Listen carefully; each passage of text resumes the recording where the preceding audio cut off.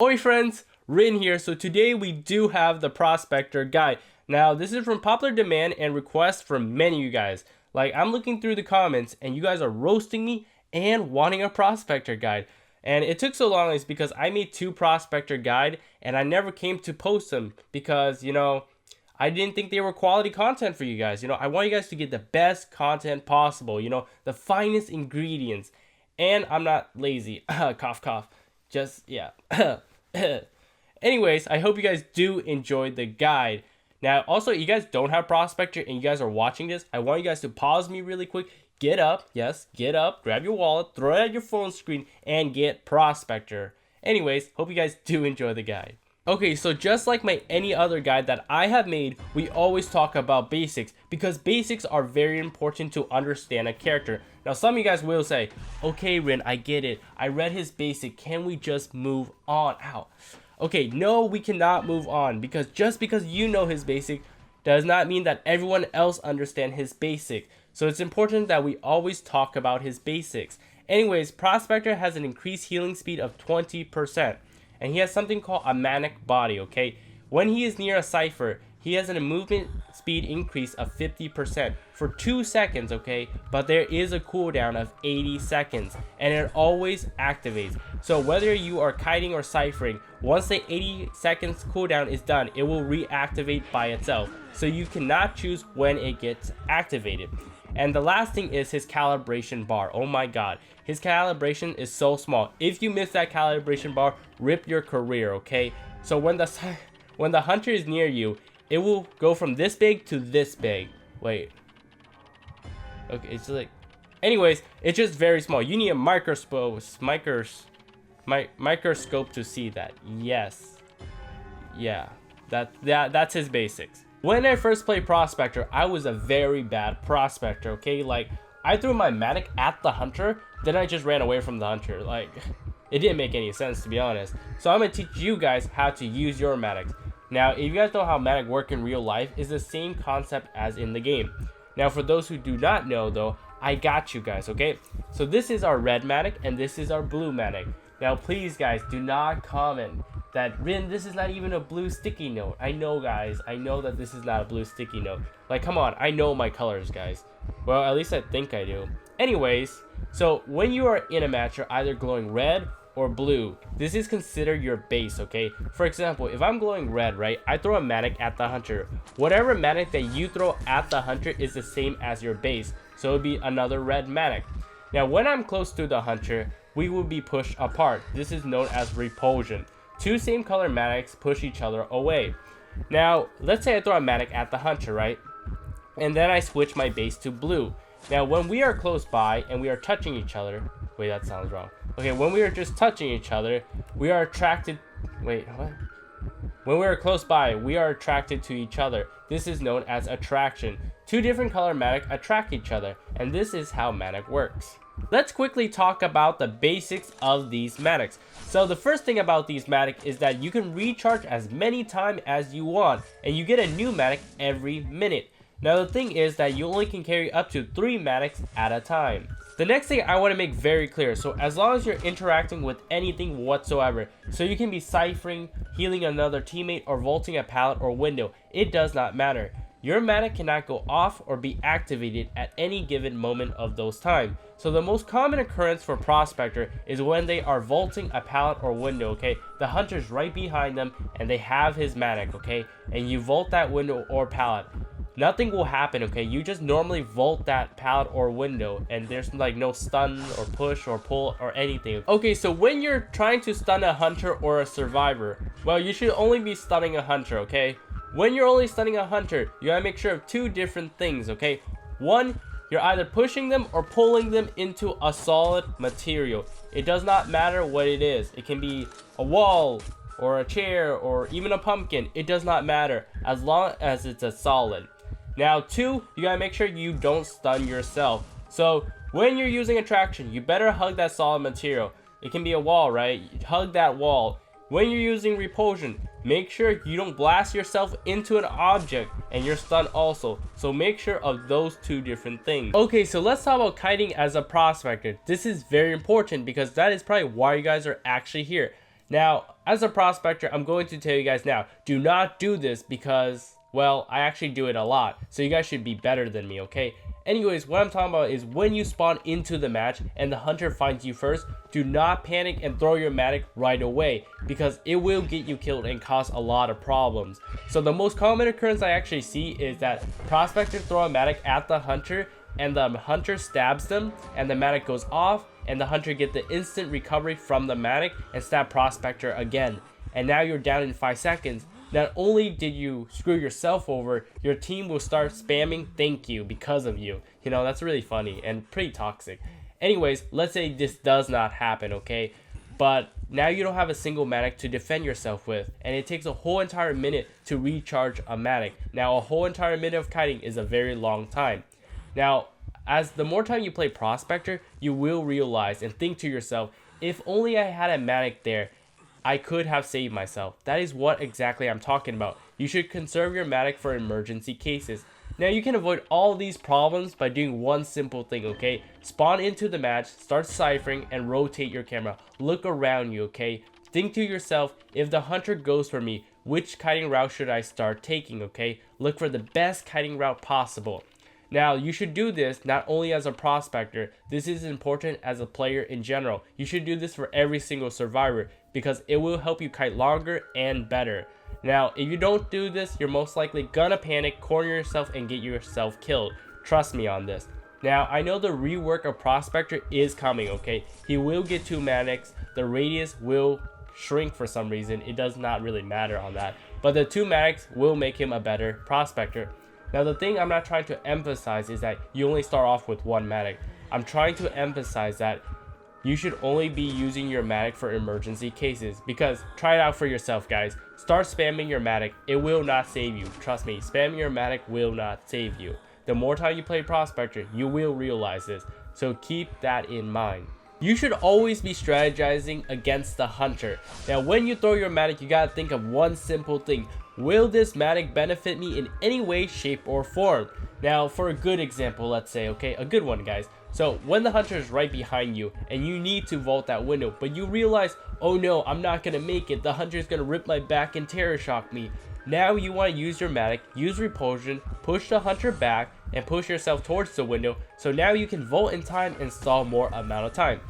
Now, I cannot give you guys all the good example because that would take 3 hours long, and we cannot have a 3-hour guide. I'm so sorry. But let's say for a bad example, okay? You guys, I see it so much, like, it triggers me, okay? Like, please, like, I see this in New Prospector. Stop randomly throwing your Mattock. Oh, okay, that did not work. Okay, stop randomly throwing your Mattock at the hunter just to push them back slightly, okay? Pushing them back slightly will not save you. Like, I see it everywhere. Like, all the new Prospector do this, and it makes me so sad. But now I'm telling you guys, don't do this, okay? Like I said, I see it so often. Just because you push them back slightly, it will not save you. Like, trust me. Use something else, okay? Instead of doing that, if you cannot have been hit, just take the hit, okay? Or use it for something else. Like, stop pushing them slightly back and wasting that Mattock. It will not save you. Unless you're trying to make it to somewhere, don't just spam it, okay? Trust me. Okay, so let's talk about attraction versus repulsion. So why is attraction better than repulsion? Because repulsion is situational. Now, you must meet certain requirements for repulsion to be effective. For example, if you're trying to push a hunter into an object, you got to make sure you don't stun yourself. Now, I'm not saying this is not the case for attraction, but it's easier to avoid stunning yourself compared to repulsion, because all you really got to do is hug that solid material, then use attraction. Now, you got to make sure of one other thing. Do not use repulsion on hunters with really good range, because I'm going to tell you now, it does not work against them. So I'm talking about like White Wu Chang or Feaster, okay? Now, for example, let's say Feaster, okay? Feaster is our #1 nightmare. If you play Prospector enough, you will see why. Because our Mattock does not work against him. Anyways, so you throw your Mattock at Feaster, right? You're trying to activate repulsion. It will not activate in time. He will melee you. It will activate. You gave him that instant recovery now. And now he will hit you again. Now you're down on the ground. Isn't that funny? You literally help Feaster kill you. You might as well have been AFK in the beginning of the match then. Anyways, what I'm trying to say is don't try repulsion on hunters with really good range. It's really not worth it. You're gonna get yourself killed. But repulsion is not entirely useless because there is an effective way to use it. You only can use it when you're trying to make it to a window so you can vault in time or a new kiting area. So hunters without insanely good range, you can use it against them, okay? But if they have really good range, all you can really do is use attraction or just take the L, because it's really not worth using repulsion against them because it will never work. Like, don't try to test me on this, guys. It will not work. Okay, so let's talk about attraction in kiting. So when you use attraction, you gotta keep one thing in mind. That is, hug that object, guys. Like, hug it as hard as you can. So it can be a barrel, a wall, or a pumpkin. It doesn't matter. Just hug the object. You want to go close as possible because you only want to stun the hunter and not yourself. If you don't do this, you're going to end up stunning yourself and the hunter the same amount of time, and you're wasting that Mattock. Something to keep in mind is that the further the attraction is, the longer the amount of stun. And one more thing, be careful with Ripper's Foggy Blade. He will try to hit you through that wall. In general, buildings are very ideal. If you can kite in a building, you should always try for this. Now, they are your best friends. So I'm talking about like Sacred Heart Hospital, Arms Factory, or Moonlit River Park Building, okay? Now, I say in general because you gotta be careful. If the basement is there, you do not want to kite in a building, because if you get chared in basement, you basically threw the match for your team, and you do not want this to happen. So let's say the basement is not there though, okay? Buildings are great because they have many escape options and you can play mind games with the hunter. For example, if you're in the Moonlit River Park building, right, you should go to the second floor, vault that window, drop down, throw your Mattock, go back into the building, find the fake door, use attraction and stun the hunter, go all the way back up and rinse and repeat. Now you can stall a large amount of time by doing this, but you gotta remember, if you cannot make it to a building in the first place, do not attempt to suicide just to make it to a building. It's really not worth it. I'm saying if you can start kiting in a building first, you should try for this and make sure the basement is not there. Let's talk about Prospector saving. Ideally, you want to be the second savior of your team because your first savior is obviously your savior, okay? Like mercenary or first officer, stuff like that, okay? But if you don't have a savior, you need to talk about it because if no one ends up saving that player, you only can draw or lose, and most of the time you will lose because of poor communication. But anyways, it's fine because everybody loves mercenary, you know? So you will always have a savior, well, usually. But anyways, you want to be second savior because you will have 3 Mattocks by then, and those 3 Mattocks can change the match. Now, you gotta make sure of one other thing, okay? If your savior is like 3 million miles away, and you're close by, you need to go save, okay? Regardless of first or second savior, you need to go save, because if they cannot make it before line or death, all of that would have been useless. So you gotta stop ciphering, let them know you're saving, and you should go save. As a prospector, you only have one job, and that is to stall time. So regardless of first savior or second savior, you need to save without using your Mattocks, okay? So whether you're getting hit by the hunter, you're baiting the hunter, or ideally the hunter is hitting the chair, then you save. You need to be fast about this, okay? After the survivor is saved, you want to throw a Mattock at the hunter and use attraction, okay? You want to pull them back and stun them. After they recover, throw another Mattock. After they recover, throw another Mattock. What I'm trying to get at is that you're trying to stall time for the survivor to get away. Now, if you do this correctly, it will be very effective because you're stalling a large amount of time. Now, if you don't do this as a prospector, you fail as a prospector. But this does take practice. So practice doing this. This really changes the outcome of the game. Okay, so let's talk about saving a balloon survivor. So if the hunter is ballooning a survivor near you, you have to go help that survivor. So it doesn't matter what you are doing. You can be ciphering or playing poker. It doesn't matter. You have to go help the survivor. So there are 2 situations. Situation 1, the hunter does not see you. You want to sneak attack the hunter. You throw a Mattock and use your stun, repulsion or attraction, okay? And if the survivor is safe, you need to go body block. So you would go directly behind that survivor and take the hit for them. Now, this does not happen often because hunters are smart and will drop that survivor, which is situation 2. Now, situation 2 is the hunter sees you, okay? Now you still want to throw your Mattock and try to save attraction or repulsion. Now most of the time the hunter will drop that survivor. Now they only have two options: pick up that survivor again or go for you, okay? Now you gotta make sure of one thing: you gotta be at a safe distance when you are trying to save this survivor. You don't want to be in the open where you can get destroyed, but you don't want to be too far where your Mattock does not work. Now if they do go for you, you should be ready to kite, because they will try to hit you and scare you off or push you far enough where your Mattock does not work. So you gotta keep an eye on this. Or two, they will pick up that survivor again. If they do pick up that survivor again, you must rinse and repeat, okay? Throw another Mattock, try to stun again. Keep doing this, okay? Now, after 3 drops, the survivor will be able to struggle free, so your mission is done. But you gotta remember, the main idea here is to stall time, so your team can cipher, okay? The idea is not to actually save this person, okay? You're just stalling as much time as possible.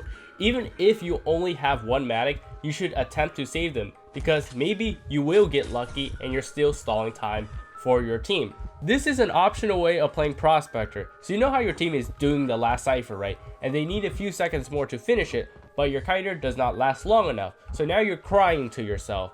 Anyways, as a Prospector, you really can change this. So if you're not doing the last cipher, you can go help out that kiter. But if you are doing that last cipher, just finish the cipher and pray, just pray, that your kiter is a god. Now anyways, if you do help out that kiter, make sure of 2 things. 1, you don't get yourself destroyed, because that's pretty toxic and I'm going to report you. And 2, you wait until they are ballooned, because if you try to help them when they are kiting, you're probably gonna get them killed. Because like I said before, your Mattock prioritizes survivor. So just wait, okay? Just wait until they are ballooned. Now I taught you guys how to save a balloon survivor, so use that to help them. Now after they get saved and the cipher is popped, get away from the hunter, okay? Don't follow the survivor. Just go to a gate and exit, and now you just won a game. Let's talk about Persona as a Prospector. Now this can be kind of tricky because Prospector kites 99% of the time. Now you guys may be thinking I'm just joking, but I'm 100% dead serious. Like, I don't know why. If you guys ever see me play Prospector or you play Prospector, then you guys understand one thing: we never make it to the gate. Like, I don't know why, but we just don't. Even if there's a decoder on the team, the hunter still goes for you. And even if they don't go for you in the beginning, at the end of the match, when the final cipher is popped, the hunter's like, you guys can all leave, but now I'm gonna go clap Prospector now. Like, what? It doesn't make any sense whatsoever. So my personal recommendation for you guys is that if you guys do not have a decoder on the team, you guys can go broken windows and borrow time. But you guys should be ready to kite, because you guys are most likely going to kite. Now, if you guys do have a decoder, like Mechanic, Mind's Eye, or Female Dancer, then you guys should always bring Tide Turner and borrow time. Now, some of you guys are wondering, what's the most ideal persona of the 2? Now, if you're looking for the most effective for the team and for the most wins, then you guys always should bring Tide Turner and borrow time. Now, let me explain. As a Prospector, you guys do not need broken windows to kite at all. I mean, it does enhance your kiting, but you don't really need it. Now, if you rely too heavily on broken windows, you're playing Prospector incorrectly and you might as well not play him at all. To kite effectively as a Prospector, you need to understand how to use his Mattocks. Now, once you understand how to use his Mattock effectively and efficiently, you can stall a large amount of time.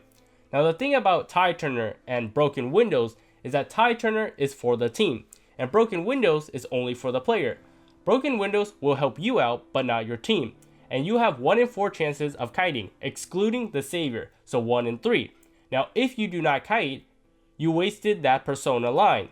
But the thing about Tide Turner is that it's a saving ability. So regardless if you kite or not, now you have a persona to save another player. Now, Tide Turner is super effective because it can go from a lose to a draw or a draw to a win. It can really change the outcome of the match if you use it correctly. So keep this in mind. Prospector can be surprisingly technical depending on the map he's on. So Sacred Heart Hospital, he can use repulsion on the 2nd floor to push the hunter outside of the building. On Leo's Memory, he can use repulsion to push the hunter off of the large stairs or railing. Now on Moonlit, this is slightly more difficult. So he can use repulsion on the large stairs to the roller coaster and fly to the other side of the platform. Now he can use repulsion on the small stairs to fly off of the platform. It doesn't matter which one, large or small, okay? he must fulfill 2 requirements for this to work. So the first requirement is constant motion. Prospector and the hunter must be constantly moving forward up those stairs when repulsion activate. If one of them stops moving, this does not work. Instead, you will be stunned at the stairs and the hunter will slap you. Now the second requirement is linear fashion. So this is you and this is the hunter. You guys must be aligned when going up those stairs. So when repulsion activate, you are sent flying forward and over the platform and the hunter is pushed back. Now if you guys are not aligned, like the hunter is to the right, you will be stunned into the stairs once again and the hunter will slap you again. Now you guys gotta remember and keep this in mind. Constant motion and linear fashion. And the final thing is Lakeside. If you're on top of the boat, you can use attraction to pull the hunter off of the boat. Now I used these tricks in rank before and they're really satisfying to do, but they are really hard to do. So it does take practice. It all comes down to positioning and timing. But you guys gotta remember, if you guys mess any of this up, you guys will get killed. So do this at your own risk. Disclaimer: none of this actually matters because 100% of the time Prospector does not make it to the gate at all. Side effects may include terror shock, magical hitboxes from Wu Chang, and hacks from Blood Queen. Parental guidance is advised. Hey guys, if you guys did enjoy the guide, remember to leave that like, leave a comment on what you guys think of the guide or what you guys think of the costume. Also subscribe if you guys haven't already. Now before I go though, I want to answer some questions about the costume. Yes, it did take a long time to do. Yes, it's very hot in this costume. And yes, the color is choking me. Now, the hardest part was the candle. It would not stay on. Like, I know it's simple, guys. You take a candle, you put it on a hat, and you tape it, right? But it keeps falling off and off. I just eventually got tired. Now, my favorite part, though, was the Mattock, okay? It's made of paper, tape, and glue. Like, it's not the best Mattock, but you guys still can tell it's a Mattock, right? Like, at least I hope so. Or it looks like a cake. Yeah, it looks like a beautiful, yummy cake. Yum. Anyways, I did it for you guys. I hope you guys do like it. And just let me know what you guys think in the comments. Now, I'll see you guys all next time. Well, actually, before I go, though, I'll do the Norton throw for you guys. You know, when he throws a Mattock. Ready? Ready? Okay, that did not go as planned. But, yeah, I'll just see you guys next time.